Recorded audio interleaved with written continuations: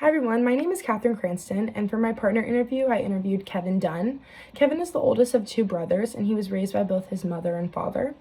When I asked Kevin about an experience or story that revealed his culture, he told me of a comment his mom told him growing up, which was, "Kevin, you already have two strikes." These two strikes stood for one, being black in America, and two, being male. Immediately, my heart sank because I'd only known Kevin for 10 minutes, but it's hard for me to hear those words. Even 150 years after the 13th Amendment, which abolished slavery, racism still exists in America, and I can't truly wrap my head around why somebody would purposefully practice hatred towards others. However, it still happens more than we know. As Kevin and I continued with the interview, I delved into his background and cultural practices. He told me of his mother, who was born in Chicago, and his father, who was born in Mississippi, and how they raised him. Next, Kevin told me about his family roles, which included his mother as the head of the household. Because of this, I believe his family is very matriarchal based, and also he has a collectivist household as he's deeply connected to his family, and the priority is placed on the welfare of the whole family. So everybody works and contributes to pay for rent and food, and he talked about the importance of every family member doing their part inside and outside of the house. Next, Kevin and I spoke of cultural practices, which we had many in common. Our commonalities included language, life cycle, and interpersonal relationships. Kevin believes that the most important characteristics in someone is 1, self-care, 2, good aura, 3, personality, 4, intelligence, and 5, humor. Like myself, I look for these qualities in people I surround myself with.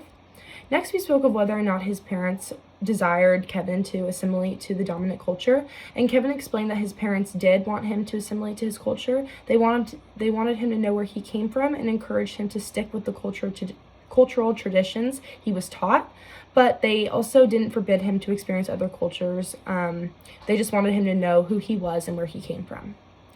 Overall, Kevin and I had a lot of cultural similarities.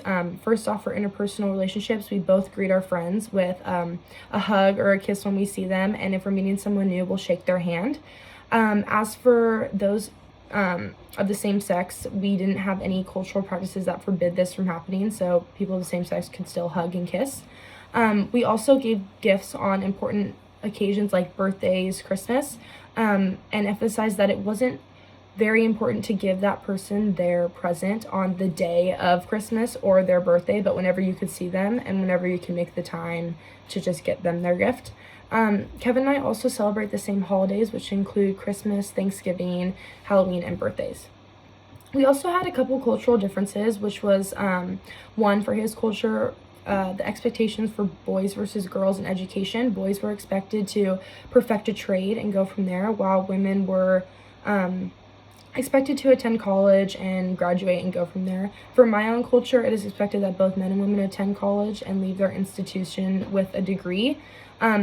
Also, Kevin's culture regarded a trade as a prestigious work, and within my own culture, we identify surgeons, engineers, architects as prestigious.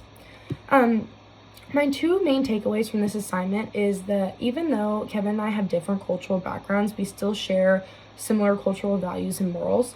Oftentimes, individuals practice ethnocentrism, which is the application of one's own culture as a reference to judge other cultures' practices, behaviors, or beliefs. However, just because two cultures are different doesn't mean that one is better than the next. For instance, the belief in Kevin's culture that men should perfect their trade rather than go to college is different from my own. However, neither practice is superior to the next. Second, I really enjoyed speaking with Kevin and delving into each aspect of his culture. Our beliefs, norms, and practices make us who we are, and I am extremely thankful to have met Kevin and learned about his cultural background. Thank you.